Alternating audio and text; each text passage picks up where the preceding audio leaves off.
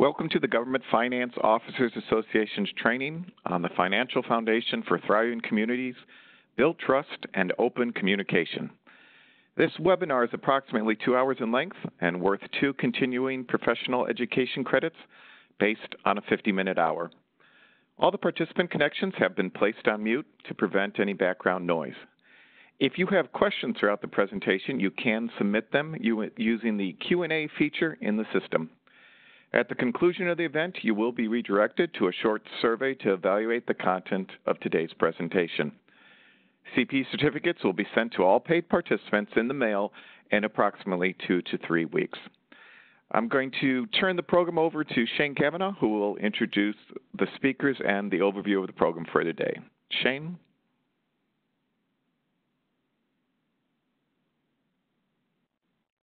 Manager of research for the GFOA. Appreciate everyone here making time to join us on this webinar about the financial foundations for thriving communities, pillar number 2, building trust and open communication. We've got a great panel here for you today.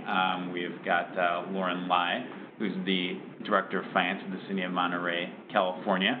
And I'll ask each of the panelists when it's their time to say a little bit more about their background, because I think it'd be a bit difficult for everyone to remember everything at the front. We've got Keith Herman, who's the Finance Director for the City of Durham, North Carolina, and Mike Bailey, who is a longtime GFOA member. He's done a lot of great work for GFOA over the years, served on a number of different committees and research projects, written for Government Finance Review magazine. You guys may have seen him in prior webinars and training, so I almost feel like he is a man that needs no introduction. So Mike Bailey here with us as well. So with that, I'm going to be jumping into the slides. So why don't we go ahead and get started. The first kind of presenters, but the idea here is that where this work comes from is that the idea of maintaining a strong financial condition has been a long time concern for GFOA members. So in our member surveys, 7 out of top 10 member concerns relate to it. So in other words, we ask in our survey, what is your top concern as a GFOA member? And 7 out of 10 people bring up issues that are strongly related to maintaining a solid financial foundation. So why this particular framework? So over the past couple of years, in response to this perennial concern, GFOA has been working on this new framework that we're going to share with you here today. And one might ask, well, why did we develop this particular framework? And so what we like about this particular framework is that it, number one, makes finance everyone's business. So in other words, the finance office acting alone will have a very difficult time maintaining a solid financial foundation, because everybody in local government is making decisions that ultimately impact the financial condition. For example, department heads could spend up to their budget, or they could overspend their budget. If they overspend their budget, obviously that's not going to be helpful to maintaining a solid financial foundation. Of course, the governing board makes all sorts of decisions that will impact financial conditions. Everyone needs to be pulling together in the same direction towards maintaining that solid financial foundation. Number 2 is it goes beyond the numbers. So the numbers in our financial statements are, of course, very important. However, the decisions that lead to those numbers often precede those numbers by years, right? So kind of if bad decisions are being consistently made, you may not see really terrible results in a financial report until a number of years later. So this framework is getting into the decisions that are at the root cause of good financial condition. It's based on accurate models of human behavior is our third point. And so what we mean by that is that over the past couple of years, our research has shown that people are not rational decision makers. And if you are on this call, you're probably thinking, well, we really needed researchers to tell us that. But what they have done, which is interesting, is they've specified how exactly people are make their decisions, and what kind of and where these sort of, I guess we'll call them, irrationalities come up particularly. So we know kind of those sorts of specifics we're able to model decision systems that take that into account. And then lastly, it works. So this research is based on a Nobel Prize-winning body of work where we took that body of work and translated it to public finance and then proved it out using about 25-odd different case studies across the U.S. of different governments of different sizes and different types. So one might ask, well, what does this framework include? Well, first includes 6 leadership strategies, and these 6 leadership strategies are the the idea here is that people, leaders in local government can't order folks to behave in a sustainable way. So in other words, you need to motivate them in other ways. And so we've got on our slide here, for example, inspiring pride, loyalty, and enthusiasm. But the idea here is it goes back to what I think Dwight Eisenhower said, is that leadership is the art of getting people to do something because they want to do it. So that, in a nutshell, is what we're talking about with leadership strategies. And then there are 8 institutional design principles, and this is essentially the rules of the game. So you may have the kind of most well-meaning people and great leader, but if the rules of the system are set up to encourage unsustainable behavior, then you will probably get unsustainable behavior.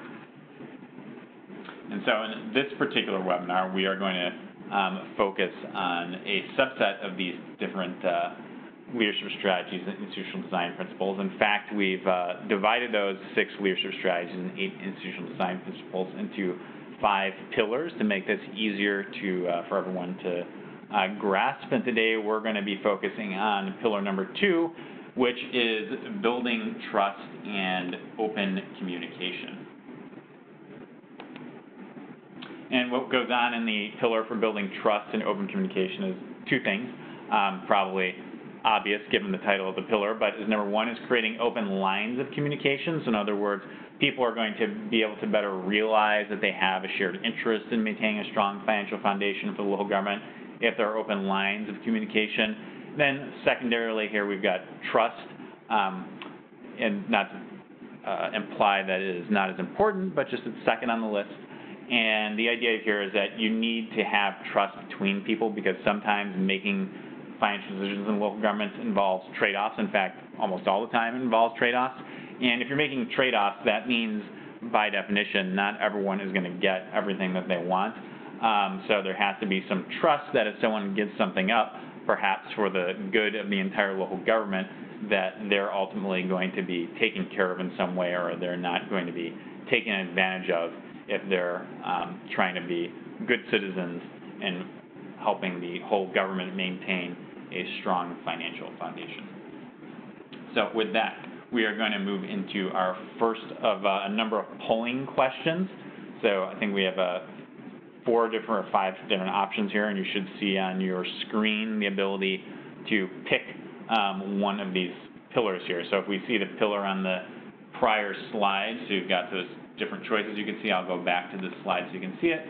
So which of these pillars, based on your read of it here, sounds like it might be the strongest in your organization right now?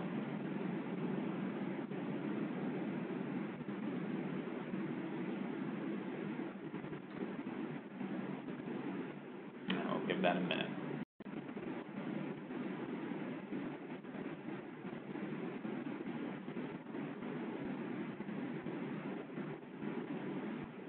All right.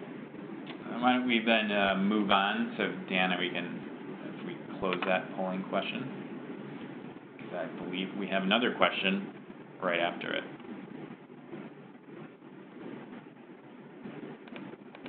So let's proceed to our second polling question.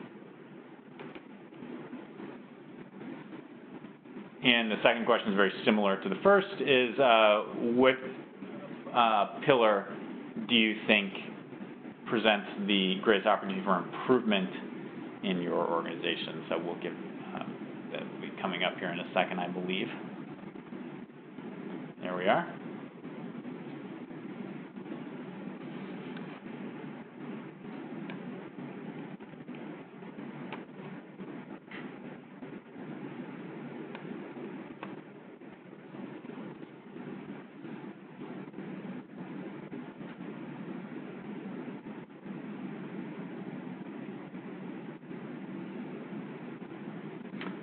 right, very good. See, establishing a long-term vision seems to be the greatest opportunity, so good to know. All right, good. Well, we're going to move on now to our first presentation by Mike Bailey. So we're very happy to have Mike on the call with us. Mike, I'm going to hand it over to you.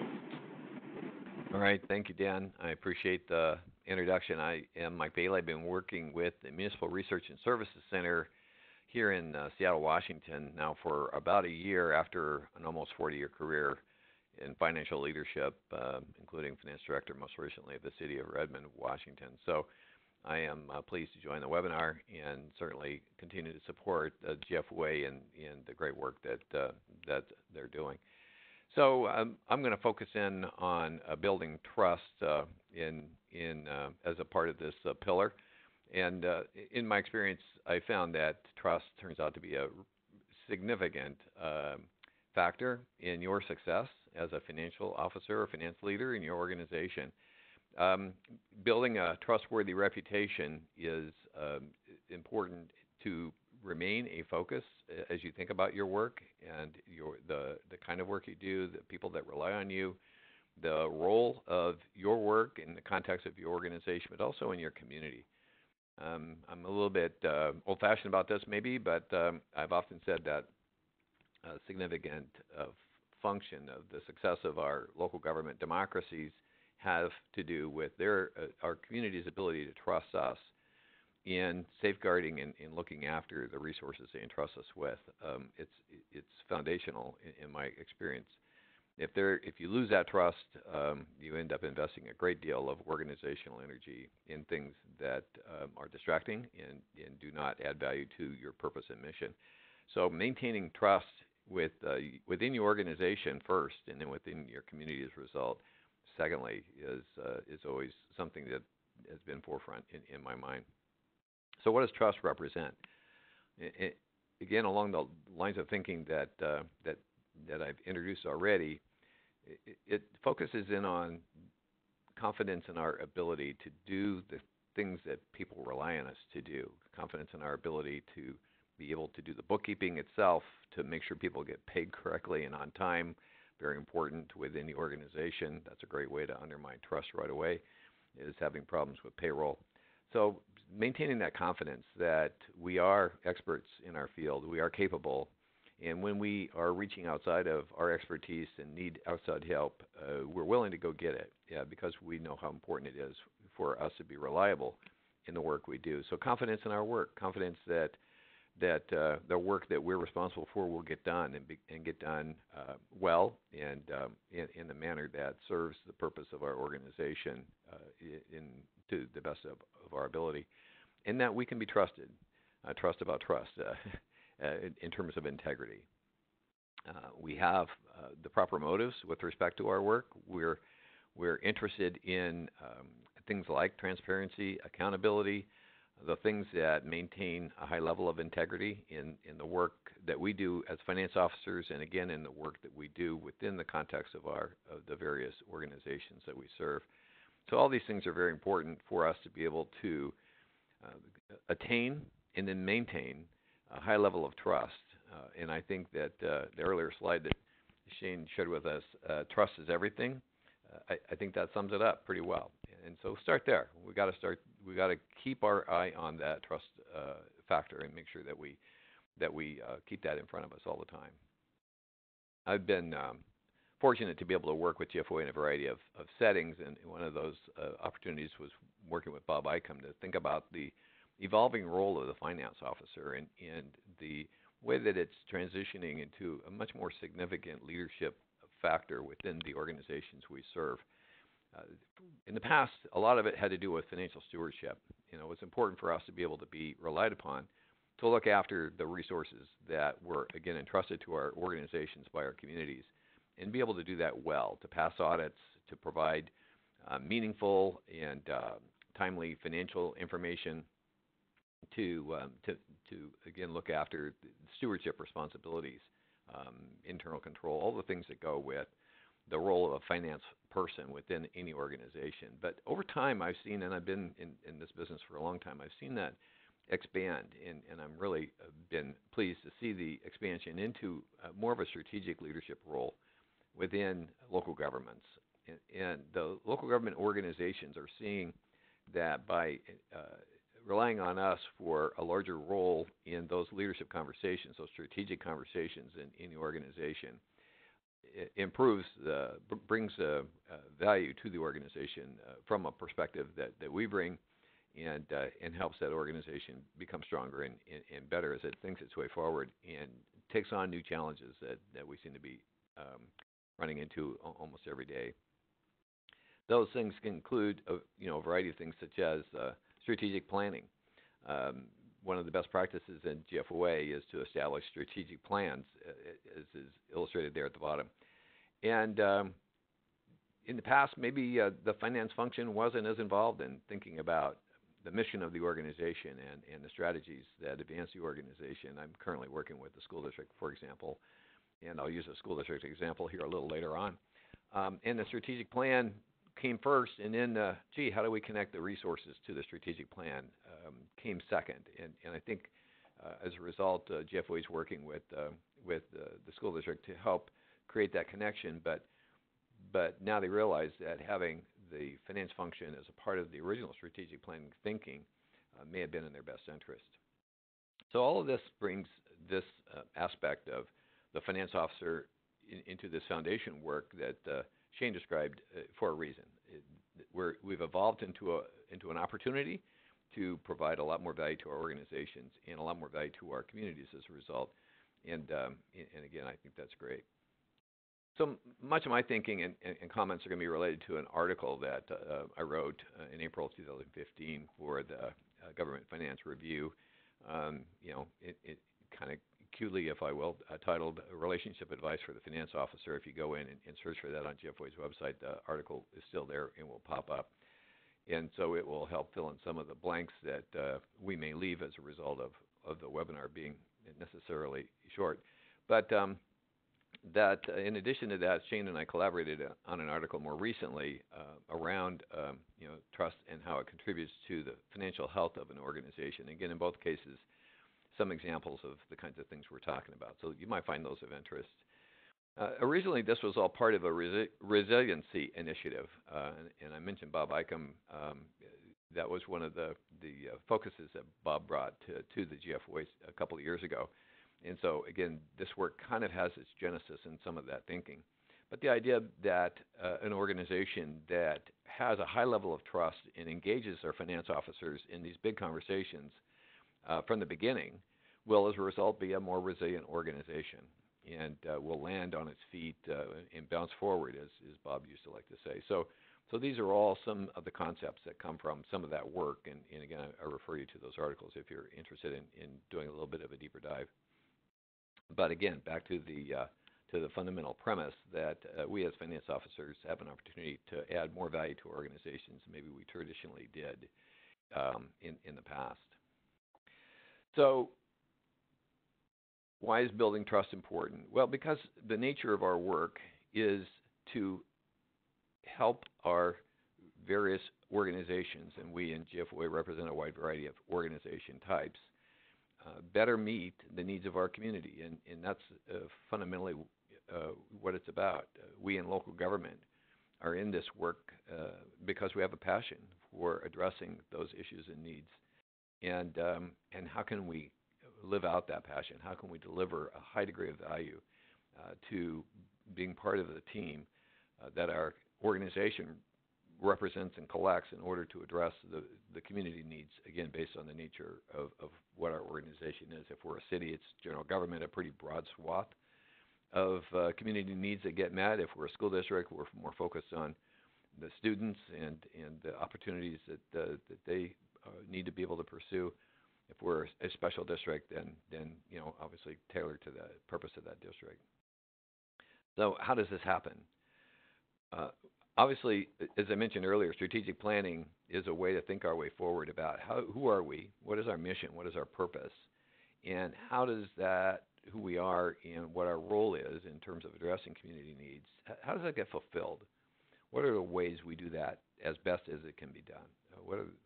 So that's a big conversation, and then that needs to be supported by long-term financial planning, matching the strategic plan and the community's interests and pursuits with a financial plan that enables or pursues that to the extent that our resources will allow us. It's an essential underpinning of community planning. And again, over the years in my role as finance director, I oftentimes have had peers come to me from within the city I would work and whatever and say, these are the things we want to do. And being able to have that conversation and partner with them in pursuing those things on behalf of the community has really been a rewarding and significant part of the value I could deliver. At the same time, we need to manage organizational risks and continue to provide our traditional roles. I'll come back to that in a minute. So we need strong accountability and transparency. That's becoming so much more fundamentally important these days in order to maintain trust. And there's such great tools becoming available to be able to do that with. And this webinar isn't about those tools, but there are lots of, resources out there through GFOA and others about the ways in which we can enhance our accountability and transparency in the community in a way that really addresses the way the community thinks about those things, and not necessarily the way we've traditionally thought about them from such tools that we've used in the past, such as the CAFR as an example, Comprehensive Annual Financial Report, important tool. But how do we translate that? And you'll hear more about that from the other speakers in compelling ways in this webinar a little later on. And then that really puts us in a position for others to say, gee, we like what you're doing. We want to become part of this leadership opportunity that we see you stepping into. So the mentoring just sort of comes naturally. At least that's been my experience. So as I mentioned before, we still have to have the more traditional role of protecting the organizational resources, internal controls, some of the budget, and some of the other ways in which we help maintain the appropriate, I keep using the word controls, I can't think of a better word, over the resources that are available to us, the assets that have been accumulated and can be put in motion in order to serve, again, the purpose of our organization and our community.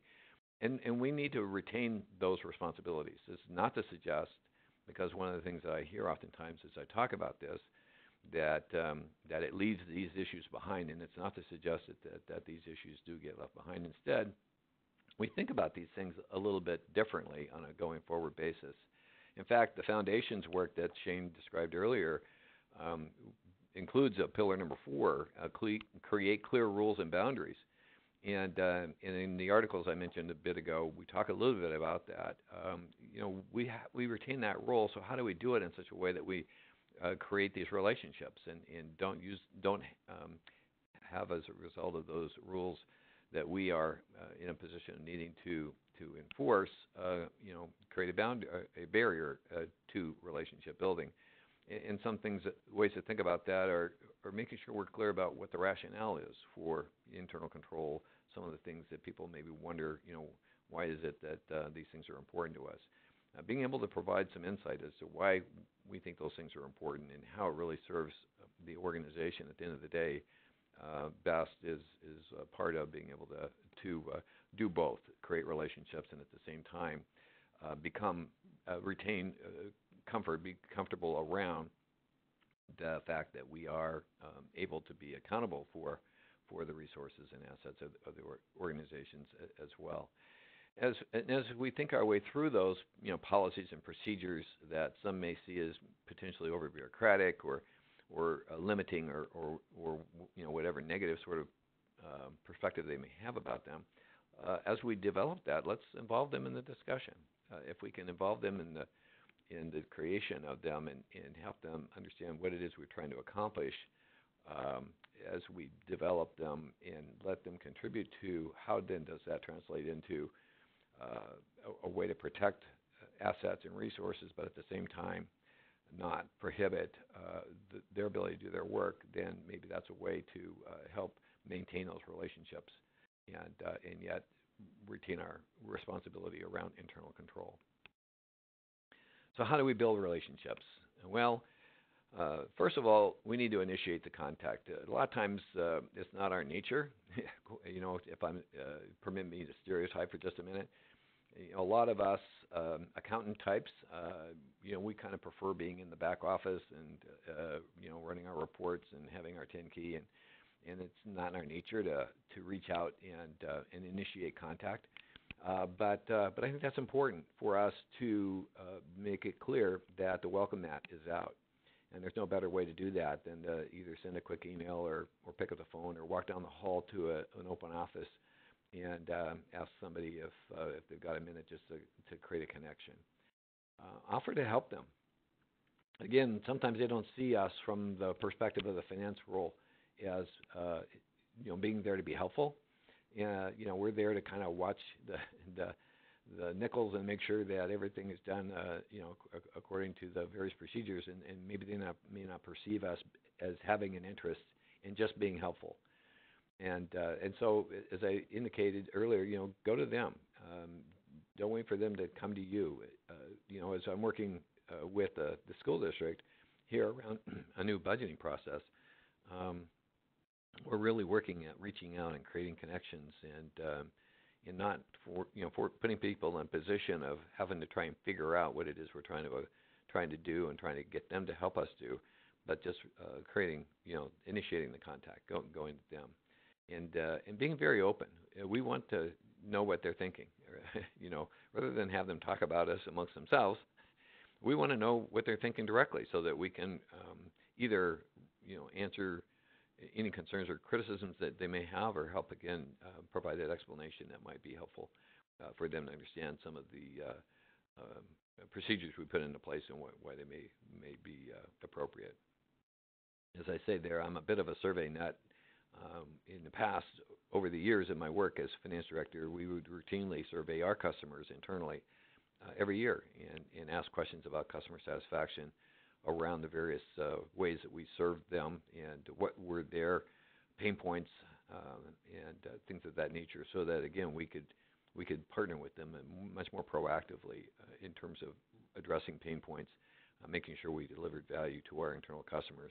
And in fact, we had a tagline at the bottom of each of our email address signatures that directed folks to a survey if they so chose to fill out about their particular experience. And so we'd send an email maybe concluding a discussion or something like that, and at the bottom of that they could click on that survey and say that was helpful, or I was confused about this, or this is always a problem, or whatever kind of feedback they wanted to give us. So again, just making sure that they get from us routinely that welcome mat is out there, and we are interested in interacting with others in the organization. Offering to attend their meetings, and if you're again a director level kind of a position, this is something that I would routinely do at the directors meeting and say, when can I attend your next meeting and talk about this? Because it's important that people, proactively work with us to help, address this concern or whatever the issue might be. And so, again, offering to come to them and becoming part of their landscape, getting on their turf, I think really lowers the barrier a bit. Inviting people out to coffee, and of course, being from Seattle, I have a Starbucks picture there. But or wherever, whatever makes sense. Oftentimes, coffee's pretty low barrier, so people are comfortable just going to coffee and just get to know them better. Have the agenda be, how can we help you? What are the kinds of things that you might be able to think of that we as a department here in finance or budget or whatever your role is, how can we help you and your organization pursue your mission better?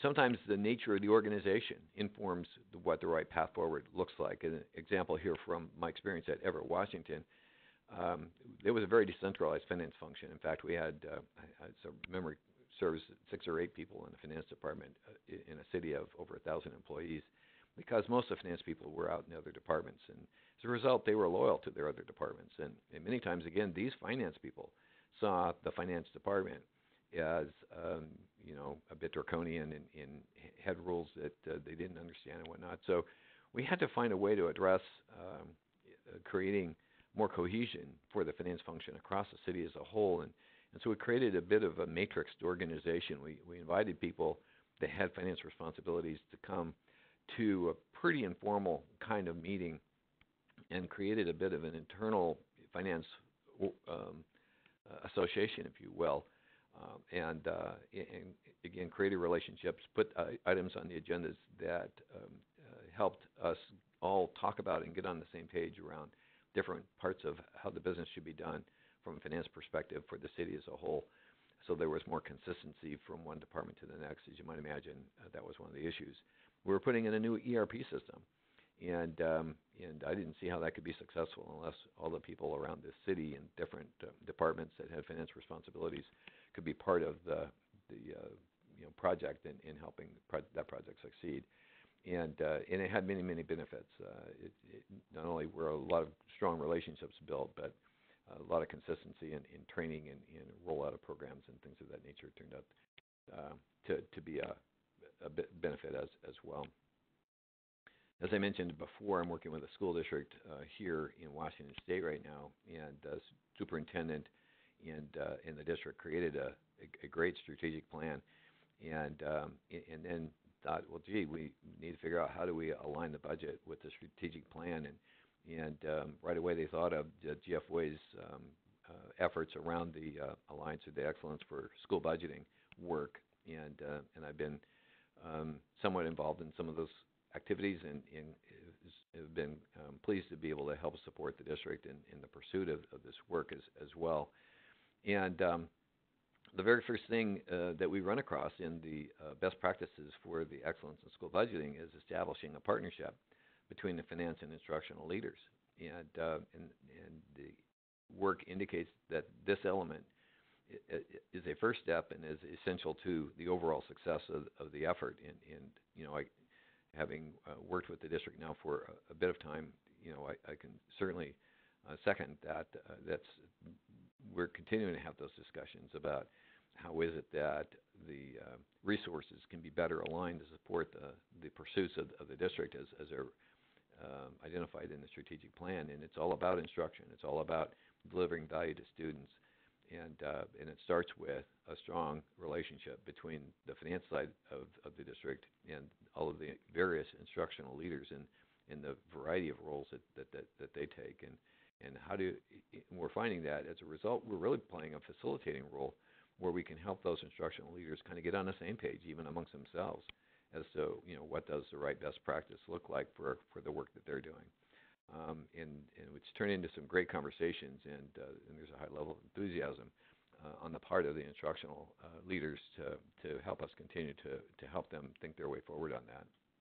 And as a result, we'll be able to illustrate how the resources that the community provides, which are substantial, are aligned with the purpose of the district as it's reflected there in the strategic plan.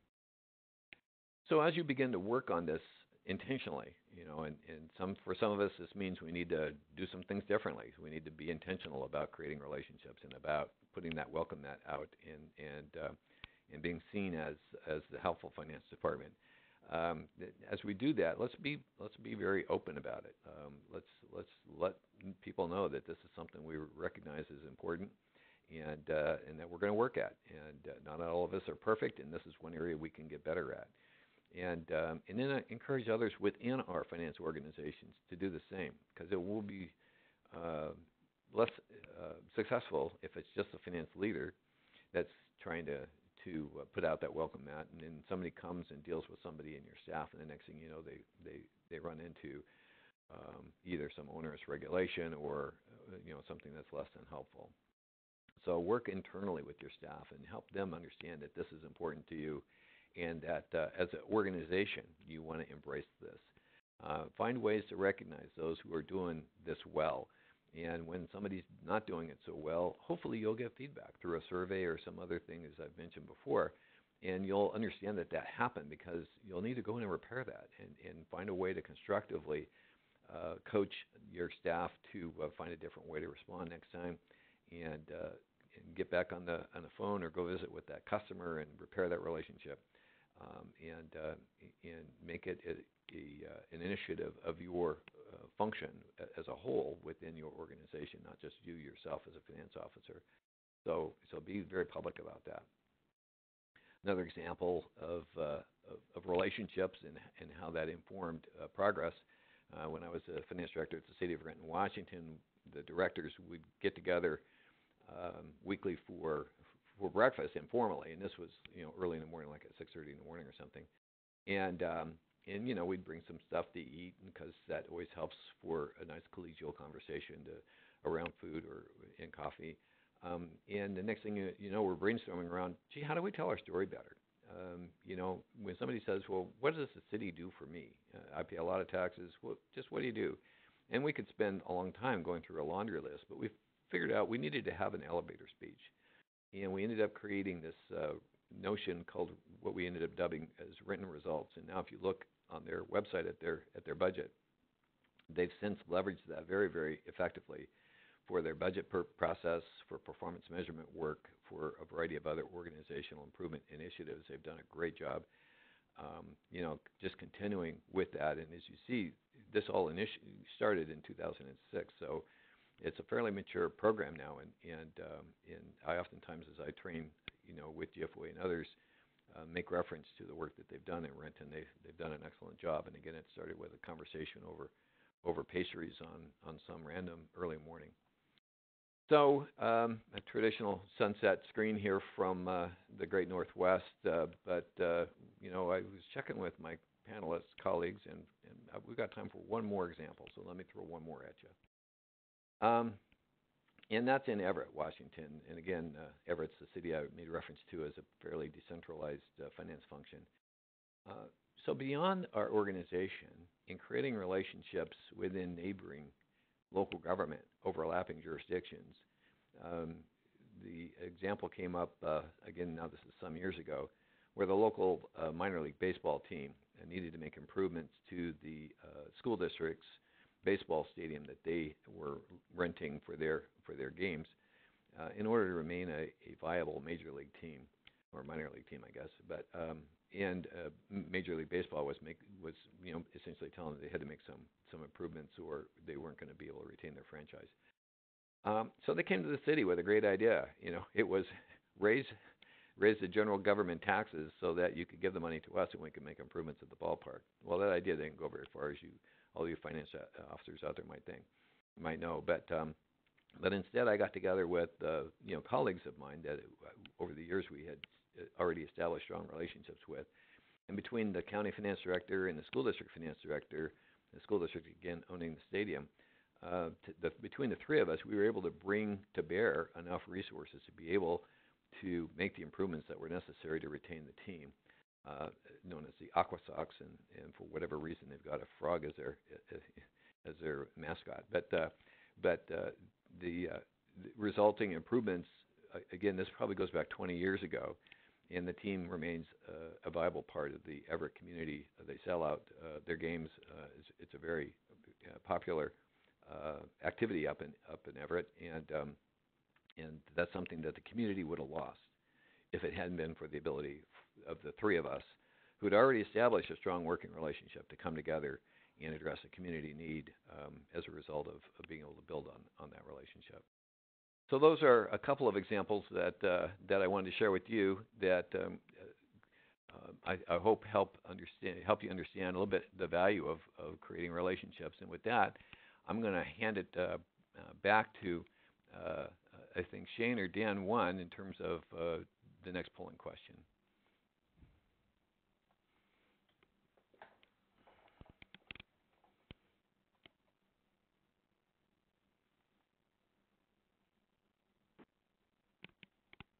And the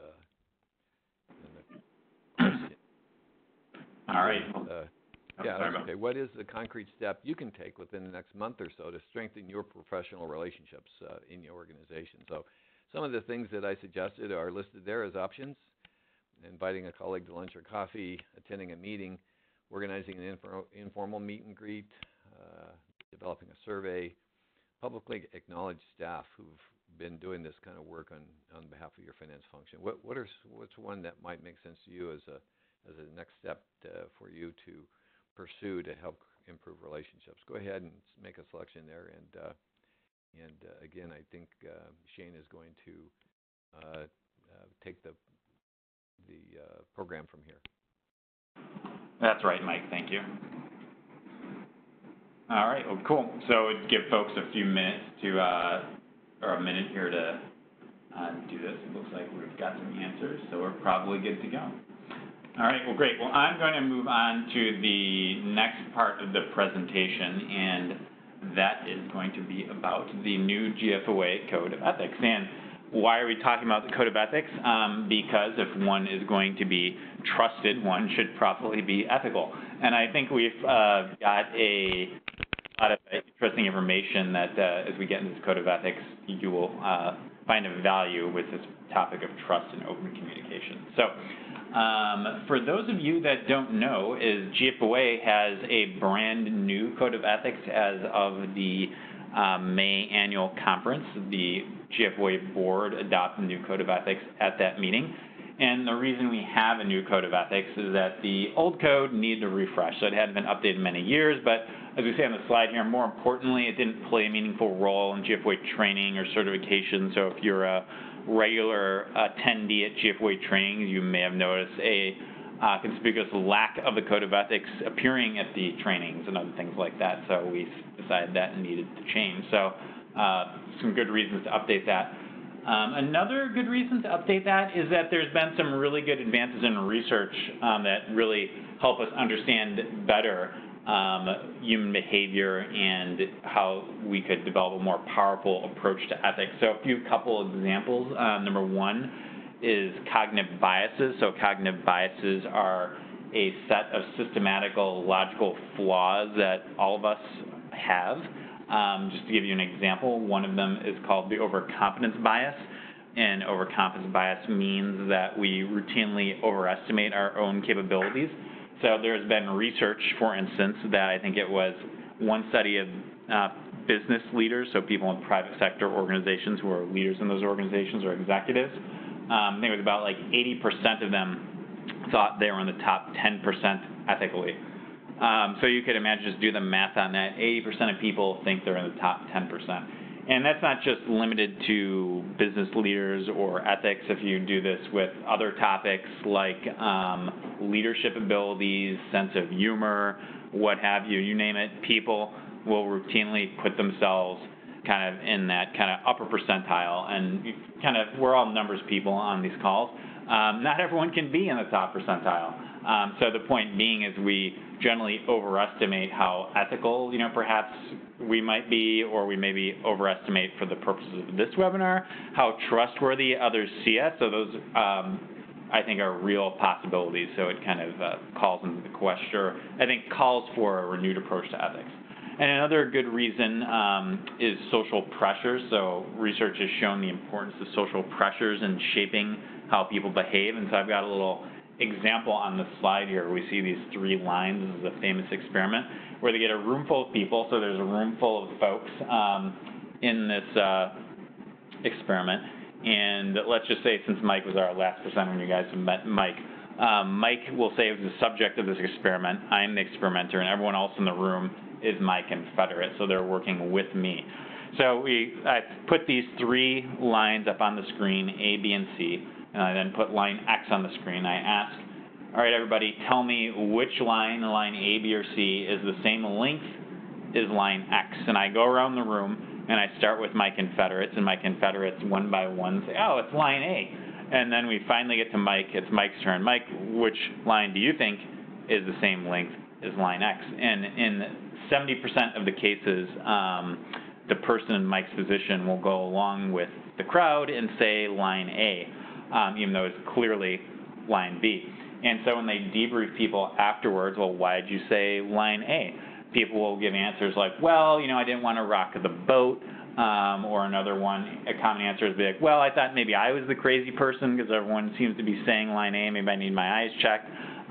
So now you can imagine this happens in this kind of situation where there's an objective right and wrong answer to this. They could walk up and take their measuring tape and find out which line is in fact the same length as line X. However, you could now imagine that we're talking about ethics, where we're talking about lots of shades of gray. It's not black and white. And so social pressures, like you can imagine the same thing. Well, I just didn't want to rock the boat. I went along with like the thing that was probably not the right thing, but I didn't want to rock the boat. Or, well, everyone else seemed to be doing it, so I guess it was the right thing. So in a situation, the social situation, our ethics can face some pressures, I think is the point. So moving on. So to help us with this new code of ethics, GFWA enlisted the help of ethicalsystems.org, and you can see right there on the slide, their mission is to make the world's best research available and accessible for free to anyone interested in improving the ethical culture and behavior of an organization. So we had some of the world's leading researchers helping us out to develop this new approach to ethics, which is pretty exciting. Okay, moving on to the next slide here, hopefully. Kind of another important reason we would want to think about ethics is trust in government has declined. So we've got some data here from the Gallup poll, and this shows the percent of people that have trust in various levels of government. So you can see that since 1998, the trust in all levels of government has declined. Now, the good news is that for GFWA members, most of us are local government. You see at the bottom that local government hasn't declined. The trust in local government hasn't declined that much, from 77 to 71%, so that's not too bad. But if you look at these other levels of government, pretty terrible. The federal executive branch to 42%, the federal legislative branch to 40%, state government down to 63%. And this has been sort of a long-term trend, so this isn't something like, well, it was at 63, since 2016 or something like this, or 17 or whatever, and then took a nosedive. It's been trending downwards for, pretty steadily since 1998. So I think the point being here is that with trust being under pressure in government, then not a bad time to think about a new approach to ethics. So what we did is we had a task force made up by various GFWA members and led by our president, Steve Gibson, and I mentioned an advisor from ethicalsystems.org. And we decided to center this code around a few key values, and we interviewed randomly selected GFWA members, and 3 values flowed to the top: honesty, integrity, doing good work, treating people fairly. So, all right, interesting, good stuff. So the light bulb, though, went on for us as we did our research. It turns out that those 3 things are some of the top ingredients for trust. So when GFWA members are talking about these values that are important to them personally, what they're essentially saying is that being trustworthy was something that was very important in their career. So we figured, well, why not build the code of ethics around these concepts? And kind of some of the other reasons to do this is, number one, why have trust as our organizing value for this is GFWA research has shown that attracting and retaining employees is a top concern for GFWA members. And we did some work a couple of years ago to find out why GFWA members leave their jobs.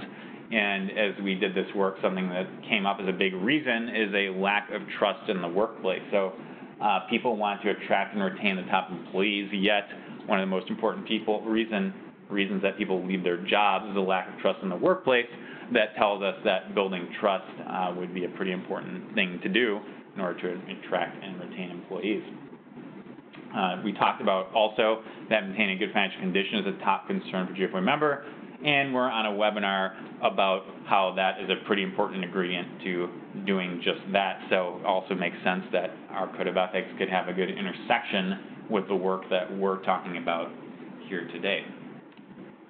So here are the 5 key values that we developed for the code. Some of these will look familiar because they line right up with the top values that we heard from GFWA members in our interviews. So for example, when we talk about integrity and honesty, we mean that people believe what we can say, we act in accordance with our deepest values, we put principle ahead of ego, and we do the right thing even when it's hard. Producing results for the community just means that when we do our job well, we're essentially honoring that trust that the public has placed in the finance office to safeguard its resources. We have treating people fairly, which basically means that people value fairness. When they feel that they're being treated fairly, they're more likely to trust you. So finance officers developing fair processes and procedures is very important for building trust and ethical behavior. Two different things that we didn't see on the prior slides is diversity and inclusion, and this was important because another ingredient for trust is that people feel that you are concerned for their well-being, even if you don't share their values or characteristics. So just for example, liberals and conservatives have certain values. Each group has certain values. You could not share values with one group or the other, but still exhibit concern for them. And if you exhibit concern for people that don't share your values or your characteristics or whatever else, that makes you a more trustworthy person in the eyes of other people. And then lastly is reliability and consistency. And I think this is a pretty easy one to understand. If you're someone that can be depended on and you have, you do what you say, you're going to be more trustworthy, and also potentially that it will be easier to be more ethical because it will be easier to live your values in tough situations if you're consistent about doing that. So one might ask, what do real GFOA members think about this new approach to ethics? So let's find out. So what we did is we did a few different things here to test our new approach to ethics. Is number one, we worked with GFOA standing committees and also the leadership of a number of the state associations to let them preview the code and give us feedback. We also selected GFOA members randomly from across executive, mid-manager, and line staff positions, and we also had the opportunity to present the code at the Utah and Pennsylvania states conferences, so that had a kind of fortuitous schedule of their state conference, and were interested in having us roll out the new code of ethics kind of as a preview to their groups, and we got live feedback from the people in the audience. And so we were asking about, or what are the strengths of this code versus your unanswered questions. And I think this will be useful to you guys is if you think about, well, how might I use this code in my organization? What do people like if I want to have a conversation about this code with my fellow members of the finance office? What did people like, and where were the questions at? This might prepare you to use that code as a better conversation tool. So let's start out with the strengths. So with the strengths, first strength is, and this is from Andrea Forbes from Shawnee County, Kansas. So easy to read, perfect length, and I like that it just doesn't say what you need to do in order to treat people fairly. It provides explanations and examples. So kind of the idea being here is that people like the fact that it had more of a practical application to their day-to-day life, as opposed to some traditional code of ethics where it's more focused on do's and don'ts.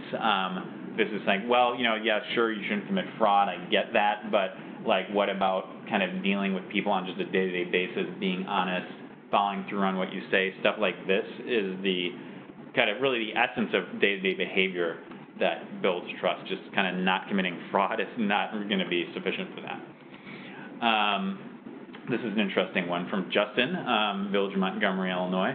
Every situation will not be the same, and the code is flexible enough to be applied to different situations. So in other words, because it's asking people to think about their values and live those values, it has more potential for creating a meatier, more substantive conversation about ethics than maybe your traditional list of do's and don'ts.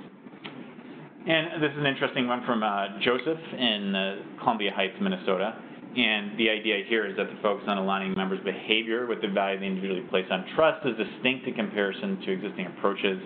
This will result in more successful retention and use, not just rote memorization. And I think this is an important point because the idea behind the GFOA code is that if you were internalizing ethics, meaning like I'm thinking about what values are important to me as a person, and then taking that as a basis for living an ethical or kind of carrying on an ethical career and also building my personal trustworthiness, that is going to be a lot more powerful than if it's like, well, some association in Chicago gave me a list of things I ought to do, is not going to be super compelling compared to kind of this is what it means to me as a person to be a trustworthy member of the finance office.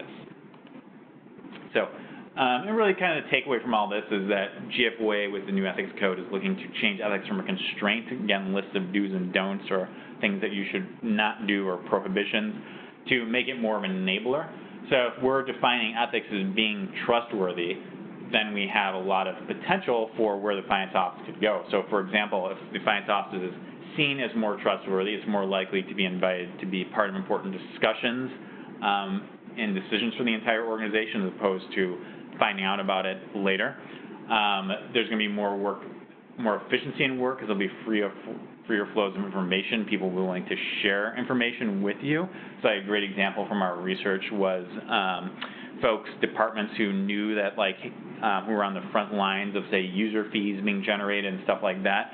If they saw that revenue wasn't coming in at the rate that maybe it was expected when the budget was developed, they'll go to the finance office right away and say, hey, we noticed that maybe we're not generating the amount of user fees that we thought when we developed the budget. We're going to come to you, the finance office, right away with this information as opposed to waiting to the point where we're now in a budget deficit. So having that information, that trust, makes people willing to share bad news with you sooner rather than later. And of course, if it's sooner, you can take mitigating actions much earlier.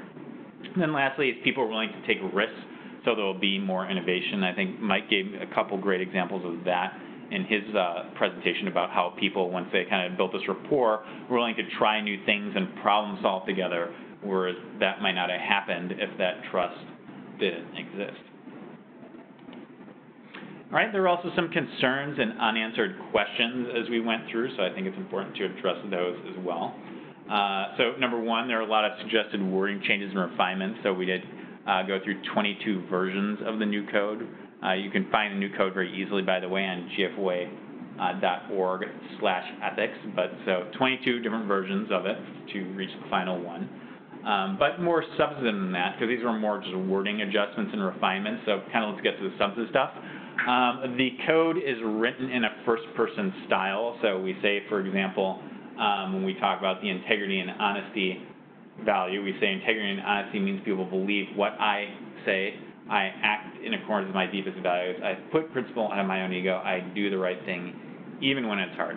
So some folks found that insistently professionals, we say here, maybe even a little unnerving. At one of the conferences we tested this, one of the audience members was, I think, visibly unnerved by having it in the kind of first person. But so the answer is, or the question might be, why do we decide to keep it that way?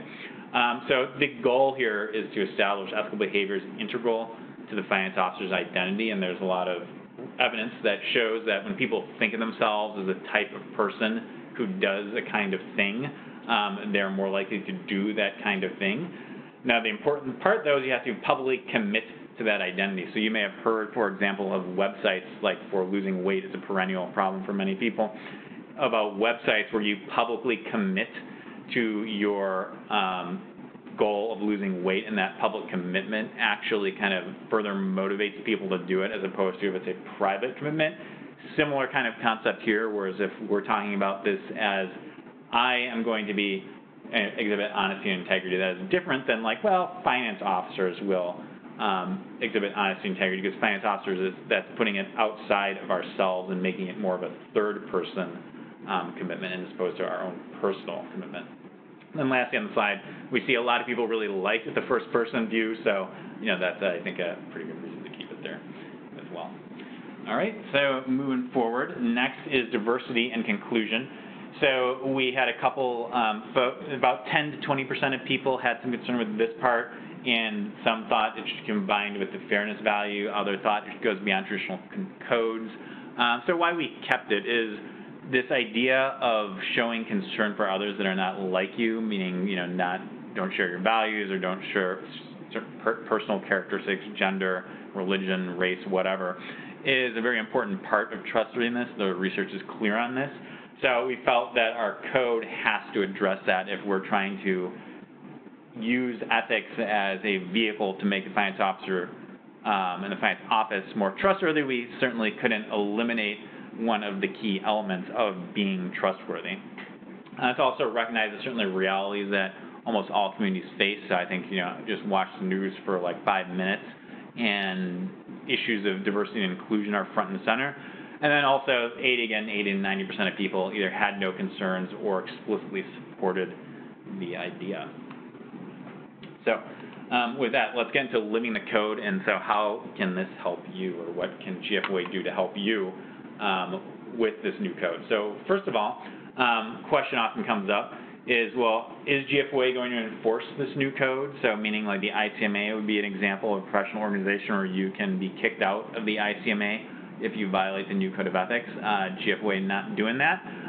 We are opting for a different approach. We believe a positive approach is going to be much more successful than a negative approach. Because if you think about it, if someone is going to do something unethical, they're probably not sitting around thinking, well, man, I'm really thinking of being unethical, but like GFOA will kick me out if I do it.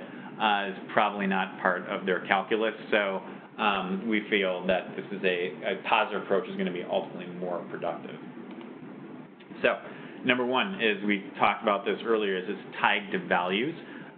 So it's going to be, again, easier to act with your highest aspirations and sense of self with an external rule set. So we're asking folks to kind of think about this in a values-centered way. And this really ties to our second point here, is training opportunities. If you've been to the GFOA annual conference, you may have seen the training that we have called Giving Voice to Values. This is a internationally recognized training program that the founder has been very accommodating to work with GFOA to translate this to public finance. It was our most popular pre-conference at the LA conference this year, and we're continuing to work with the founder, Mary Gentile, to adapt it to GFOA and get other opportunities out there besides the annual conference. Maybe it's going to be an e-learning opportunity, maybe opportunities at your state conference. So we're exploring a lot of those right now, and we're, again, implementing them. But really the key here is that giving voice to values, its underlying premise is that you already know the right thing to do, so you don't need an ethical training course to tell you that, what's right and wrong. You already know this. The really challenging part, it goes back to those social pressures I was talking about, is doing the right thing despite countervailing pressures or pressures to do otherwise. And giving voice to values is all about, well, how do you give voice to your values when things are difficult? Next is, we're working on an implementation guide at GFOA, so practical advice for putting the code into practice. So that includes learning cases, so different situations that people have faced and how you might learn from those situations. In fact, one very interesting project we did recently was to survey all the members of 2 state associations and ask them, who in your association are your most trustworthy peers? So when you think about your state association, who do you trust the most? And we then kind of tallied it all up and then interviewed the people that got the most votes to ask them what they're doing in their career to make them trustworthy, and we distilled this all down into a series of practical lessons that GFOA members can apply.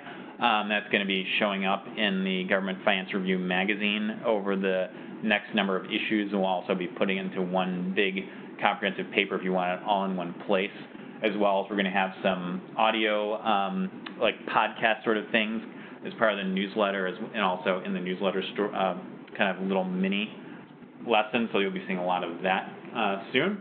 And then lastly on the slide is showing ethical behavior is common. And so GFOA has done a lot of work, as you guys know, from the award programs and recognizing members who lead in different areas. But we want to also recognize folks doing the everyday work of living the code. And why is this important? Is because if you make ethical behavior seem exceptional, like this is a heroic act, someone who succeeded against impossible odds, people kind of think, well, that's great if you're a hero. So what we want to do is say, well, it's really a normal thing that this is just the way finance is done. So if you do something, if someone is thinking something unethical, they're more likely to self-correct if they feel that would be out of the norm of what their peers do.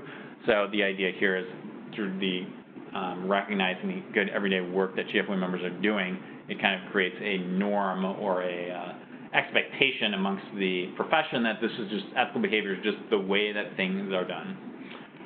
And then finally here is we're working on partnerships with state and provincial GFOAs to make these resources more accessible to all members. So we were just chatting with the California group the other day about having the Giving Voice to Values program at their conference. We've already scheduled at a number of different state conferences about doing ethical educational programs based on this trust-enhancing view of ethics.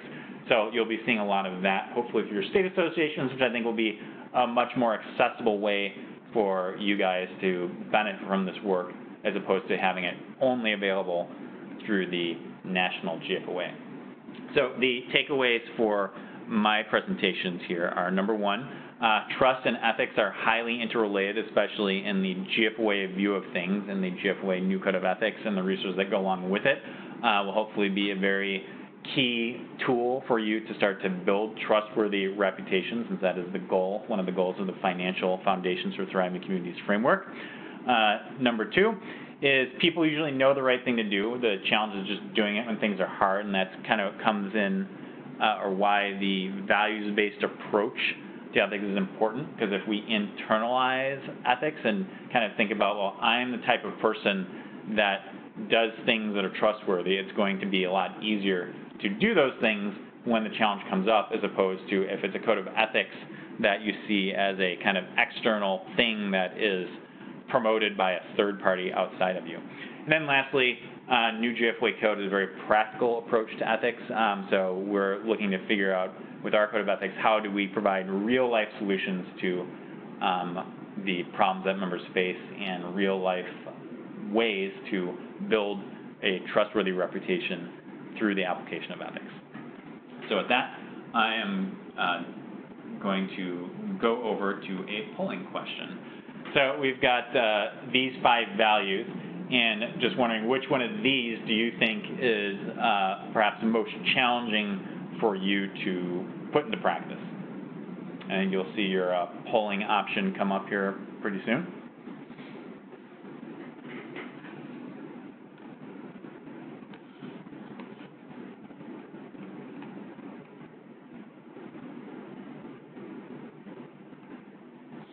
All right, and while people are filling that out, we are going to go ahead and go to the next presentation. We've got Keith. So Keith, are you on the line? Yes, I'm on the line. Thank you, Shane. All right, fantastic. All right, well, Keith, Dan, maybe we'll go ahead and conclude the poll, and Keith, I will turn it over to you to take it away, and then just to summarize on the poll. It looks like producing results for the community is the big winner there, as far, or loser as the case may be, if it's the most difficult thing. So, so good. Thank you, everybody, for responding to that. Keith, I'm going to go ahead and turn the reins over to you here. All right. Thank you very much, Shane. I'm Keith Herman. I'm the Deputy Finance Director for the City of Durham in North Carolina. I've been reviewing the financial reports for the GFOA's PAFR Awards program for many years, and I wanted to start off by saying it's truly an honor to participate in a webinar with such articulate panelists, and all I can say is it must be some sort of mistake for them to have included me among their ranks. Well, let's proceed. The topic is Build Trust and Open Communications. I'm going to tie into several of the points from the initial presentation about creating lines of communication, how communication is key, and also how to cultivate trustworthy reputations to build trust through transparency, and in all cases, say what you mean what you say. I was also struck by one of the bullet points in Mike's presentation earlier, where he talked about how building trust includes strong accountability and transparency of community finances, and you'll see that that truly is a theme of the presentation that I'm about to give. Well, what are the key takeaways? And when I say this presentation, I really mean my section of the presentation. Hopefully, I'm going to provide a solution, a tool to 2 very real problems, and I'll come back to this at the end. But the 2 problems are, first, that we're overwhelmed with data and information, and I think folks who work in the finance department realize that as much as anybody. And there's a desperate need to make ourselves understood. So what is it that we can do about it? In particular, I'm going to focus on one tool that the GFOA provides. If you haven't heard about it, you might be interested to check it out, and perhaps you're already doing something in this regard to begin with. But it's called the Popular Annual Financial Report. The acronym is the PAFR. and the entire concept was set up by the Government Finance Officers Association. The history, it dates back to 1991. They created an awards program, but basically what they wanted people to do for municipalities, for cities, for states, for counties, to start producing reports to encourage local governments to produce these high-quality reports. And the goal was to be accessible and understandable. A lot of information about the PAFR and the PAFR Awards program is available on the GFOA's website, www.gfoa.org. They have links to examples of the better reports as well. But just briefly to explain this, first of all, it's not a required document, but it is considered to be a best practice. And it really should contain the highlights of the budget.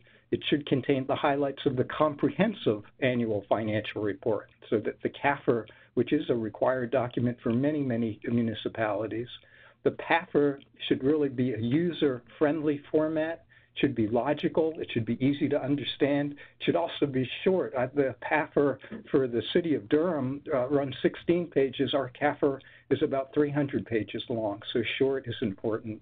And we know that most local governments are required to produce a budget document. They are required to produce annual financial statements, but they're not required to produce the PAFR. So that's why we're suggesting it as a tool and something that is very, very helpful to accomplish trust and some of the things that were touched on earlier. And that's a general introduction to what the PAFR is.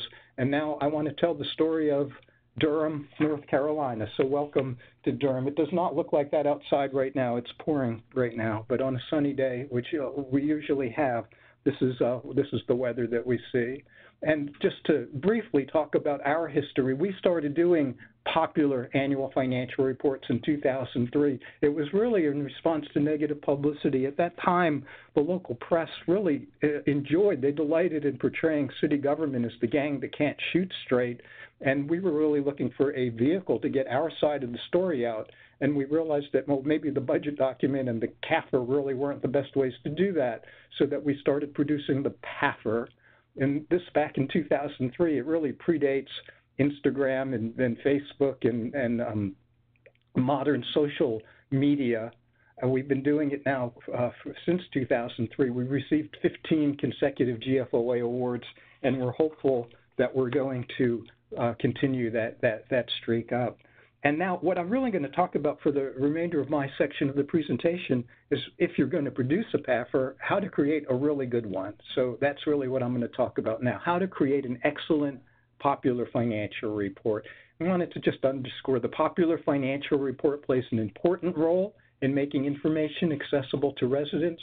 And an excellent report, it should be honest, just like an excellent person, should be attractive, it should be informative, and it should be focused.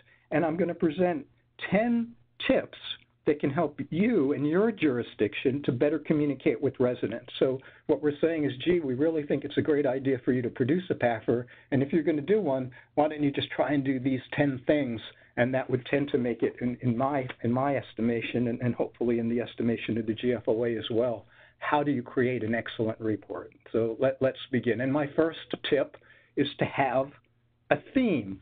And what do I mean? That a theme, it should be stated on the cover of the report. It should be designed to draw readers into the report and almost demand readership. And I would say, don't give your report a generic title such as Popular Annual Financial Report.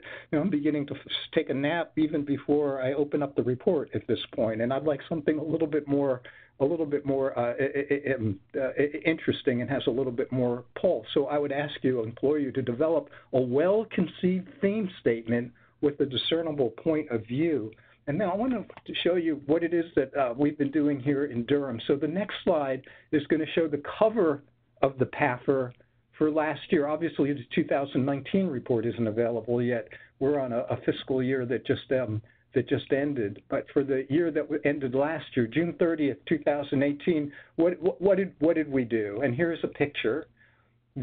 Obviously, we have to say it's a financial report that we put the emblem on the upper left-hand corner. It's a picture of the Durham skyline on a pleasant summer night, and the theme is Dear Durham.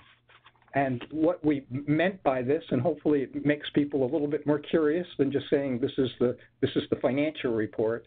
The theme Durham was woven throughout the entire report. And what we did last year, we asked residents and local organizations to add their voices to the report by writing letters addressed to Durham, telling us what they like about the city of Durham and also what they don't like about the city of Durham. And of all the ones that we received, we printed 5 of the letters in the report.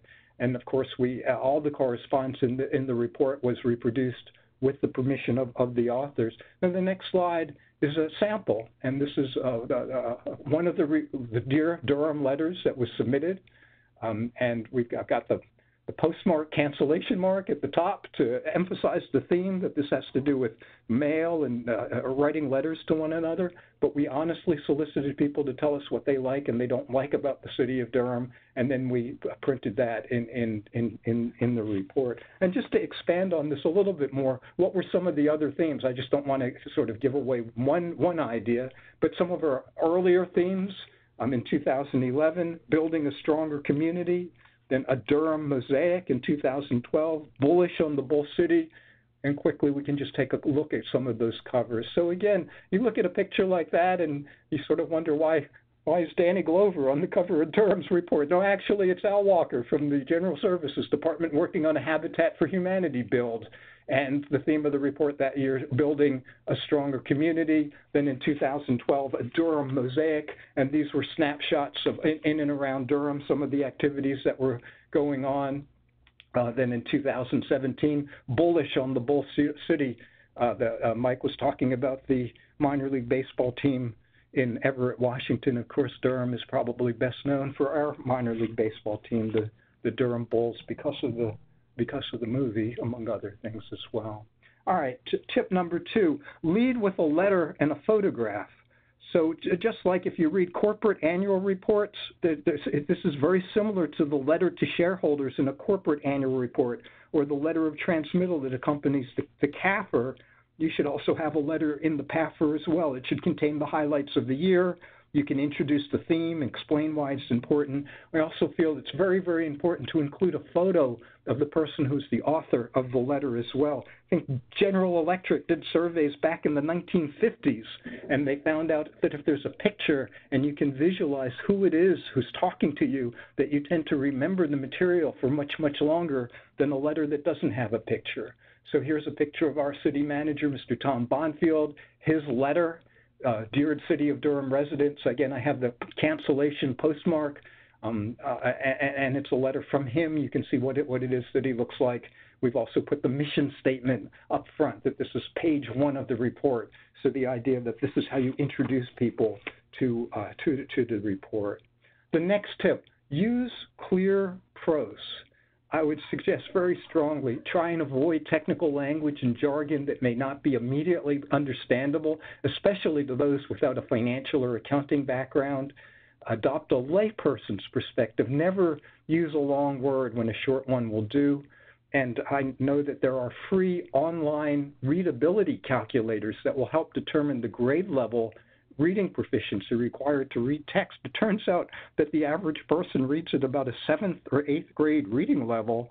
Now, even better, if you can get the text down to a 5th or 6th grade level, it should be readable to most people. And you can take your PAFR text, run it through an algorithm online, and find out where you're at. One of the things that we use to really make our prose clear, we use the analogy of the process a person uses to manage his or her own personal affairs to introduce how the city manages its finances. But the most important consideration is the clarity of the message, of the prose itself. And then the next tip would be to make the layout open and inviting. The topography should be easy to read and appealing to readers, just like the language and the words. When you read professionally edited magazines, you'll see certain design elements that make them more readable. Pulling out quote boxes from the text, bold-faced lead-ins to paragraphs, action subheads, bulleted paragraphs, all of those design elements that you'll see in a professionally edited magazine, you can use those tips in your PAFR as well. And as again, just to provide an example, the next slide shows one of the pages in our report. We call it Durham by the Numbers. and it contains the key facts and statistics. And you can see it's a standalone infographic. But the idea that when you're going through what can be some fairly the dull stuff, that this is a technique to make it a little bit more interesting, to make it a little bit more lively. The next technique, to make good use of charts and graphs. Again, the best charts and graphs also, they're imaginative reframings of what can be some pretty dull stuff. So instead of just using a table of information, which can be helpful in certain instances, you can graph the information. Graphics help readers better understand financial data that the report presents, and you've got to see it to believe it. So the page from the Durham PAFR, you can see at the top that we've got a table where a table presents the information. We're including a photograph, and then we've got a couple of donut charts as well. As a corollary to this is to use photos as well. As everyone knows, a picture is worth 10,000 words. The images should provide a visual representation of the jurisdiction. Don't just use stock photos, but really enhance the report's appeal and enhance the appeal of the jurisdiction, the community as well. It's really a chance to be a little bit of a cheerleader by including pictures. And it's also a good idea to include a photo of the city council or the county board so readers can connect the names with the faces, just like we showed a picture of the city manager, that here we include a picture of Durham City Council, the mayor front and center, and then the 6 city council members as well. The next tip, only include relevant and meaningful information. Remember that this report is 16 pages long. If you've gone through hundreds of pages of budget information, hundreds of pages of CAFR, can you focus on what is really important, digest the data for your readers and residents, and transform it into key takeaways? That transparency that we talk about it does not mean including pointless detail.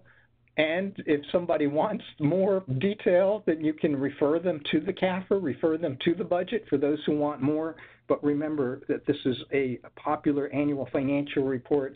It's supposed to be short and to the point. You can't cover everything, but by thinking things through and realizing what the most important points are, you're really doing your residents and your readers a favor. And that's why the next point is to know your material, and when you present it, adopt an educational and informative tone. This is an opportunity for your jurisdiction to portray itself. You're aiming to fully inform readers, and you can use all the techniques that are available in your toolbox. Quantitative techniques, of course, they're going to be numbers. It's a financial report. Qualitative techniques, the Dear Durham letters really weren't numerical at all, but you need to get the point across. What is the story that you want to tell about your jurisdiction? And you should use narrative to explain financial data and highlight significant items. And when you're talking about fund balance, I'm sure anyone can tell you what the percentage is and give you a number, what the dollar figure is, but why the heck are you explaining that? Why is that important to explain that it's one of the key metrics in municipal finance, and why, and how it lends itself to the creation of a rainy day fund, to really explain what it is that you need. And that leads me to my 10th and final, to avoid my 9th tip, to avoid feel-good posturing. If there's a problem, don't ignore the issue, tackle it directly, be forthright in the face of adversity. It turns out that all units of government suffer a crisis at some point, and the PAFR allows the jurisdiction to demonstrate how it proactively handled the situation. So yes, you want to be a cheerleader, but you want to be a very honest one. And if there's bad news, that it makes sense to focus and to explain that as well. And my 10th and final tip, try and understand the value of producing a PAFR. If you've never done one before, I would suggest that the value of producing a PAFR lies as much in the process of creating the report as in the consumption of its product. You're going to have to sit down and face 16 blank pages and try and figure out, well, what the heck am I going to put on each one of them? So producing the report and thinking about how to produce a report leads to a much deeper understanding of your own jurisdiction. When you start to think this way, then it really forces you and your staff and the other people you're working with on this project to really get together and to brainstorm and to really have an idea wall and think about lots of different things that can unleash large amounts of creativity. I think that sort of, if you will, my 11th, my bonus tip, my extra, has to do with increasing awareness, because I have to be frank about this, sometimes the popular report, it's not a very popular document. And the question would have to be, well, why go through all the trouble of preparing a report if when all is said and done, few people even read it? And we recognized, remember that we've been doing this since 2003, that we recognized that awareness is an issue. And last year in particular, we searched for better ways to help ensure people are hearing what we have to say. And we realized that the growing importance of social media provided new avenues for communication. So let me just highlight what it is that we've done in the past, but also what was the add-on for last year. So the 2018 PAFR, it was published on the city's website. Well, that makes sense. We also distributed the PAFR as an insert with the local newspaper. It goes out right before Thanksgiving, and we send it out to every paid subscriber. We also made it available at distribution points, obviously City Hall, the Parks and Rec Centers, the library branches, the Visitors Bureau, the Chamber of Commerce, they're all interested. We submitted the report to the GFOA for the Award for Outstanding Achievement in Popular Annual Financial Reporting. I mentioned the awards program at the start of my presentation. Last year, though, we increased awareness by doing a couple of other things as well. We launched an engagement campaign to encourage employees to read the 2018 report. And the social media component of the campaign involved employees posting photos to Instagram and using the hashtag Dear Durham. So remember, that was my theme last year was Dear Durham, but we got that hashtag and we were asking people to post pictures. So hopefully the next few slides show some of the local celebrities and others who we got to read the financial report and who participated. The next one, Wooly Bull, who's the mascot for our local minor league baseball team, the Durham Bulls, sitting at his desk reading the report. And then Durham's mayor, Steve Schul, the rapper Curtis Blow. So quickly, hopefully there's some chuckles out there as people see Mr. Bull reading the report, and Mr. Schul and Curtis Blow all reading the Dear Durham report for 2018. And then the sort of last and final thing, we also distributed personalized candy M&Ms to financial report readers who participated in this campaign. They posted photos and shared all the photos with the Public Affairs Department for future promotion. The M&Ms are red, yellow, and blue, which are the colors of Durham's flag. So let's take a look at Durham's flag, and then we can take a look at the Dear Durham M&Ms. And then truly the last point, the last thing that we did, it turned out that last year in one of my, the Dear Durham letters that we published in the report, the person who was writing the letter said, well, one of the things I love about Durham, I go to this restaurant downtown and I order the specific French toast, the French Quarter toast that I love, and have a cup of coffee. Anyway, we got in touch with the restaurant, and the meal that the letter writer mentioned, it was temporarily renamed the Dear Durham Breakfast.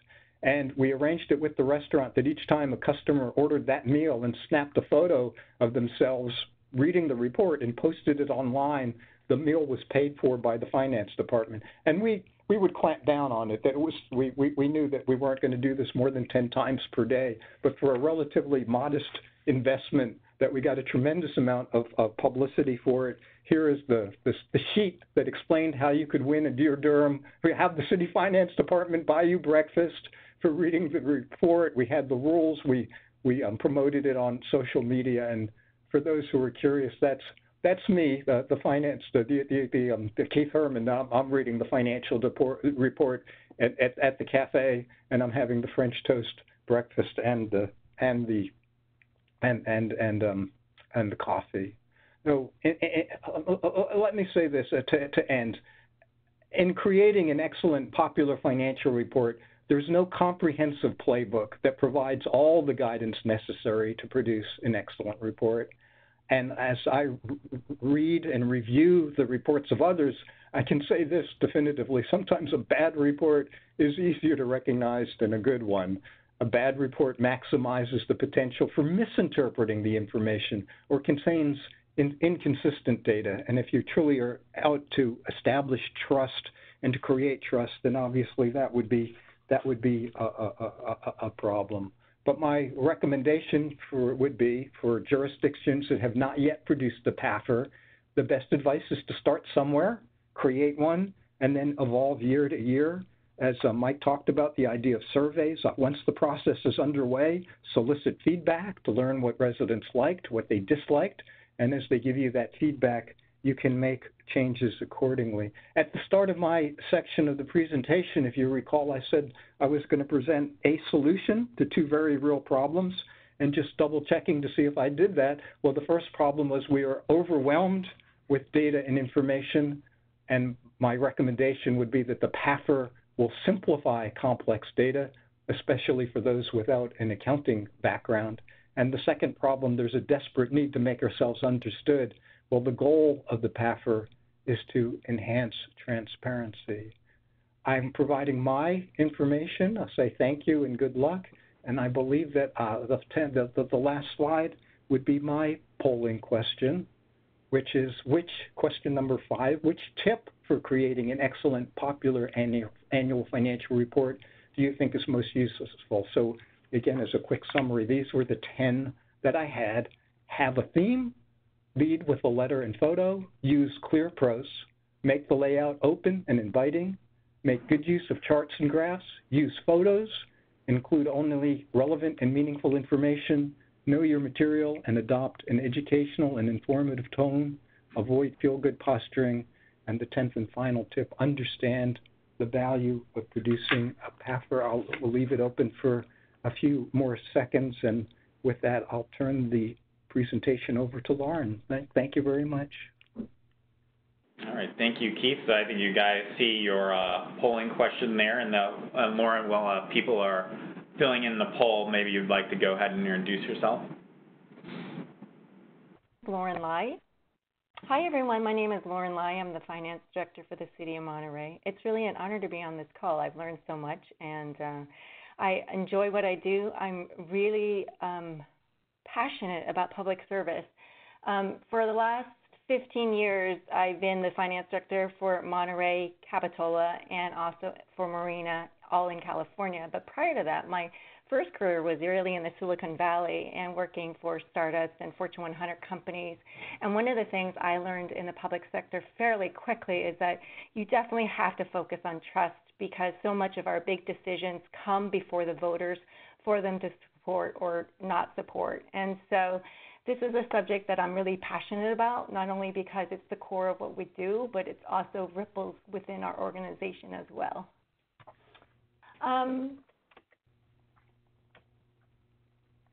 Shane? You should have control of the slides there, Lauren. Are you able to control them?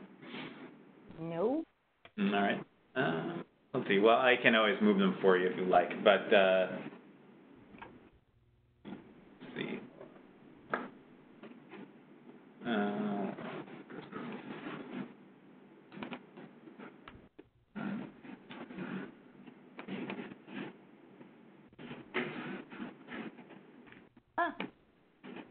I think I just did it. Oh, all right. So I think to complement the discussions that we've had already, I'm going to be focused more on the internal aspects and tools and methods on how to build trust through open communications and build a trustworthy reputation to complement what we've already discussed.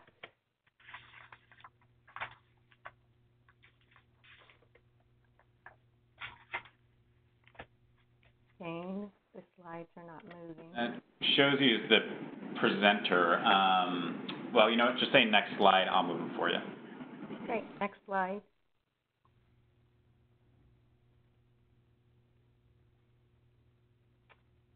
As mentioned previously, I think it's really important when we create open lines of communication, we need to make it a clear goal and a value, whether it's formally written, but importantly, we need to state it and state it often, such as we want to build trust, we want to support each other, and work as a team. We need to have systems in place for open lines of communication, and as said previously through different ways, we need to be consistent in reinforcing these values of trust. Next slide.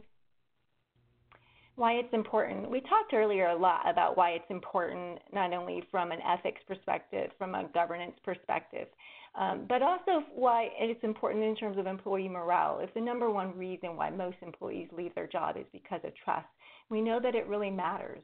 On a personal level, when you work in a trusting environment, I truly believe, and I think this echoes with a lot of people, is that trusting environments are positive, they're thriving, and people generally are very productive. So it really matters on a number of levels. Next slide. Methods. So to complement the discussion up to this point, I'd like to go over some methods that will help us engage, consistently message, trust, and then create open lines of communication. Next slide. All right, so we'll spend a little time here. Our city currently, we have a workforce of 18 within finance, and then there's some that are decentralized in other departments. We implement all of these tools to foster trust, and I'll go through each method, the format, and kind of highlight how each of these methods are useful. Each Monday, we have what's called a team huddle. It's informal, we stand, it's a round table. We usually cover 3 areas. What are the successes, where do we need help, and what does the schedule look like this week for each given individual? That takes usually about 15 to 30 minutes. Each week, we also have weekly management meetings. These are more formal, they have an agenda, and their purpose is to talk about priorities, to talk about goals, to talk about resource needs, and some organizational planning. This is with myself, the assistant finance director, and then also the managerial staff. Weekly one-on-ones. So this is typically between the staff and the supervisor. They're informal. They usually last 30 minutes. Really, they're for status updates, provide ways to support staff, and set clear expectations. On a formal level, we also have project planning. When we undertake strategic projects that may not only consume all of finance staff, but also certainly when they involve other stakeholders, we draft a concise project plan. And this project plan delineates the scope, the outcome, and the timeline. We have clear role definitions. And importantly, in this process of building trust, we give employees stretch goals where we feel confident they have the aptitude to do something that may enable them to meet new people or grow in new areas professionally. Everyone's familiar with performance evaluations. These are formal and they set goals with employees. And in this process, we really seek to provide feedback and support. And as we've heard many times before, performance evaluations and the content should not be a surprise if we're touching base with them and communicating fairly and consistently throughout the year. We also have what we consider professional development plans. These are informal. We look across our organization to see what people have an aptitude in, what they have an interest in, and where our organization needs to grow going forward. We work with them to identify areas of development and relevant training and career growth. And this is really important because it's an investment of time and money. It takes a lot of collaboration and awareness of our employees to do that effectively. And very importantly, when we have a new hire, it's important for us to spend time with them. I usually have an informal one-on-one with all new hires to get to know them as a person, to make them feel welcomed and valued, and certainly to understand what their career goals are and what our team's vision and values are. When I started this job a year ago, I sat down and met with all 17 employees with 5 open-ended questions, and that was truly valuable and insightful. And some tenured employees who have been in the department for 20 years have said they've never met with the director in such a comprehensive one-on-one meeting, and I think that really spoke loudly in terms of my intent in building trust. Shane, may I have the next slide, please? Okay. Let's talk now about trusting language. Trusting language. Language really matters, how we speak, the words we use. Let's talk about trusting language for growth and mentoring and encouragement. Next slide. Language such as, I trust your good judgment. Sometimes employees will look back at me, and that's a very powerful statement for me to say to them, but I sincerely mean it. When they may not be confident, I will let them know. I trust your good judgment. I've seen you work here, and I know what you're capable of doing. I am confident in you. And I always back that up because I want employees to know that I'm not setting them up to fail. So I often back that up to say that, we're here to help you succeed, and if you need help, don't hesitate to let us know. When we frame our words and use them consistently to build trust, it is demonstrated in us as leaders, but I truly feel like throwing a pebble in a lake. It ripples from them to other people in the team. So let me give you an example of how we have allowed and encouraged team members to build trust and influence outcome. I think, as said earlier, I think one of the methods is inclusion. The other aspect is diversity of views. So the department has monthly staff meetings, which are just for the department of 18. They balance leadership, technical training, and also team building skills. So that's really kind of the goal of our monthly meetings. What we do is we have 3 team members plan, develop, and conduct those trainings. And that's really powerful because that means that we trust them to do the training. We value their diverse views. We want them to be inclusive and vested in us as a team, in us as leaders, and in us as a very positive, effective organization. And it has actually been very rewarding to see the various trainings that we've had here and to see people collaborate and the growth that has become a part of that process. Next slide. Let's now talk about trust during conflict and conflict resolution. So next slide. Trusting in conflict resolution. As mentioned earlier, as we build relationship, it's a little bit easier when it's positive, and it's really hard when there's conflicting views. So in conflict resolution and building either attaining or retaining trust, we need to make sure we're reaching out early on with the focus to clarify. We need to ask open-ended questions to gain a better understanding. Because oftentimes we come into these conflicts with our own perceptions of the facts or the truths or what happens. And it's really important in building and retaining trusting relationships that we ask those open-ended questions to really calibrate our own understanding and perception of what just transpired. And once that's happened, and if differences remain, which they often do, I think what's really important in fostering trust is that we state these differences in a manner that's not personalized, and that in building trust, we agree to mutual steps forward, and that we remain mutually supportive with a common objective. And I think if we're consistent in this and being timely in conflict resolution, it really builds our relationship once the conflict has been resolved. So next slide. Great. Let's talk about cultivating trustworthy reputations. I think for me, there are 4 important components. One is self-awareness. Shane talked about the use of the word I in the new code of ethics. I think that's really important. And so we'll talk about that a little bit here. Self-discipline, that sense of accountability is really important. Commitment to that image of who we are as a leader, and consistency and adherence to that behavior. Next slide. Self-awareness. I think as a leader and as a person, it's really important that we know who we are and who we want to be as a leader. I think it's important that we have that sense of clarity and that we spend time with that, because that is the foundation when we have times of conflict. It helps us calibrate our behavior, and it gives us strength when we need it. Next slide. Self-discipline.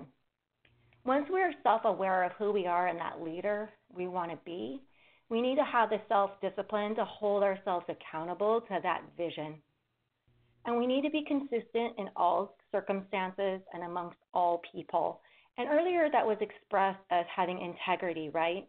So when we behave the same way with the same level of trust and consistency and fairness to all people, whether we're talking to the city manager, the elected official, a person who's applying for a business license, or our subordinate, that demonstrates leadership, it demonstrates ethics, and it demonstrates a trustworthy relationship and a person worthy of trust. Next slide. So we just talked about consistency. Why does that matter? It matters because it takes a long time to build a great reputation. Sometimes it's short, but oftentimes what I've found in my career, it takes a long time to build it. And we have to be really careful because it takes very little sometimes to compromise that reputation. And I'll give you an example. May I have the next slide, please? In cultivating trustworthy reputation, I'll give us two examples in my career. I'm humbled, I'm honored. Sometimes I feel that I learn a lot from the challenges I face. I've had the pleasure and the privilege of taking cities through 2 economic recessions, and they've taught me a lot as a public leader. The first example I want to share is that when I joined the city of Marina in California, they were facing a 25% structural deficit. It's a city that's going through fort closure reconstruction. So the federal government closed the Army base in the city. 25% of its economy and population evacuated from the city. When I joined, there was a lot of discourse and distrust. I knew early on that this was not personal because I had entered this environment the way it was, and I knew that I needed to be professional, I needed to be helpful, I needed to be transparent, and above all, I needed to always demonstrate a posture of helpfulness regardless of the situation and regardless of who I was talking with. And during my tenure, I worked there almost 10 years. We balanced the budget, which I'm very proud of as a community.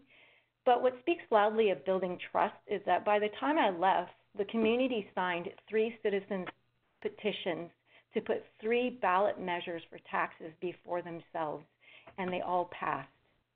And so I just want to show you that it's really important that we continue to cultivate that over a period of time, and how truly rewarding it is when you prevail. And now that the city is on good standing, I just want to use that as an example. I'll give you another example, which is a very important point about how when something happens, you can compromise your reputation if you don't act carefully. I had gotten this job here in the city of Monterey, and I had discovered a significant financial finding within the first 3 months. And it was disconcerting. I did a lot of research, and I surfaced it to my boss, and of course he was alarmed by it, and he wasn't certain why it hadn't been surfaced before. And being diligent and productive me, I just wanted to get the job done. And he put the kibosh on it. He wanted a lot of verification of my work. And having been in my career for a while, my first thought was, this is really off-putting. Also realizing that I needed to keep my cool, I was able to ask him open-ended questions and clarify where he was coming from. You know, he was saying, you know, this is a large finding. I just want to make absolute certain that this is right. And I was able to have a clear understanding of what he needed and what we needed to do together and not to depersonalize it. Over the next 2 months, we were able to get about 5 other professional experts to validate the information, and also importantly, after the validation, was also to build effective resolution to what we had discovered and how we were to present it to the public. I'm really pleased to say that if I had had a knee-jerk reaction and just lost my cool, I think that would have harmed my early reputation with my new boss. As a result of that, I think he has a lot more confidence in me and a lot more credibility in the work I'm able to accomplish. And the elected officials realized that not only did we bring forward what would have been a big problem, we also brought forward a solution. So it can take very little sometimes to compromise our reputation, even if you go into a job with a lot of credentials. So just exercise care and stay cool and calm and act ask clarifying questions. Next slide. So the takeaway here for building a trusting relationship and trust amongst your organization is to use various methods to cultivate trust. Find the methods that work for your organization and use them. Be consistent in trusting behavior and certainly trusting relationships. Be proactive, especially in times of conflict, and make this a priority. Put effort into outreach. And last but not least, be consistent in demonstrating honest and vested interest in each other, because when we do, that will certainly build trust over time. So I think I'm concluding with the polling question next.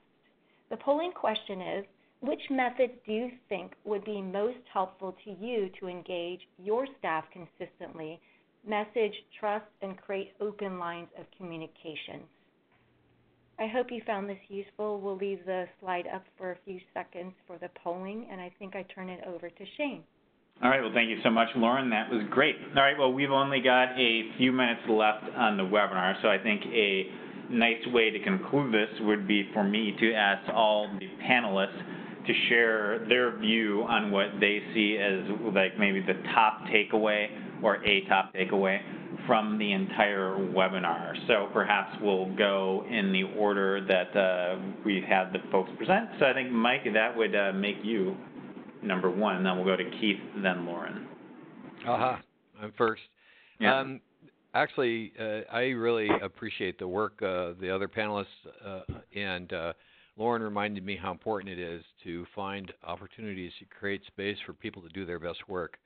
I think that's, again, that's an opportunity and a privilege we have as leaders, and that was a great thought. The personalization of the PAFR that Keith talked about, again, really exemplifies opportunity we have as finance officers to make our work accessible to our communities and to our peers. I think that's, and there's some excellent examples that he presented. And Shane, with respect to the new code of ethics, I think making it more principles-based and values-based makes it much more accessible. I like the fact that it's the tone is positive instead of restrictive, and I think it really sets the stage for some future conversations that are going to be very constructive around the role of financial leaders in local government. All right, well, great, very good. Keith, how about you? Yeah, thank you. A lot of excellent points. I think the thing that struck me was that the idea that showing concern for others, even if they don't share your values, is a method, a pathway to creating trust. And I suppose it's obvious, but sometimes it makes sense to restate the obvious. I think that one's own ability to understand and place other people's behavior in perspective, it's a sign that it's about you. It's a sign that you are resilient. It's not about the other people, especially in this day and age when there's so much dissonance out there. I think it's a very powerful lesson, and it's something that everyone should take to heart. Well, thank you so much. And Keith, thank you very much. And Lauren, how about you? I think what struck out was earlier when Mike said, the shift of the financial role going from financial stewardship to financial leadership. When we really emphasize leadership, that really sets a very much higher standard. What I also appreciated from the 3 and 4 panelists on this call is the variety of ways we can choose to approach this. And I think that gives us a lot of room to be creative and to incorporate it, because there is not a one-size-fits-all. So I find this to be really encouraging.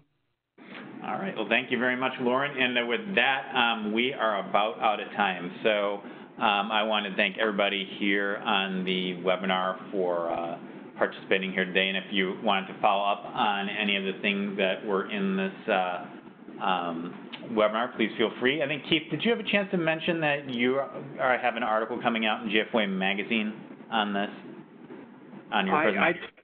Yeah, I did not mention it, but look for it in a future edition, so hopefully that'll be coming out soon. Yeah, so just want to make sure people know that. So if you want to learn more about what Keith has done, that will be coming out, and Mike can give you some of links to his article. We've got the book coming out on the Financial Foundations Framework, so there'll be a lot more on this topic happening.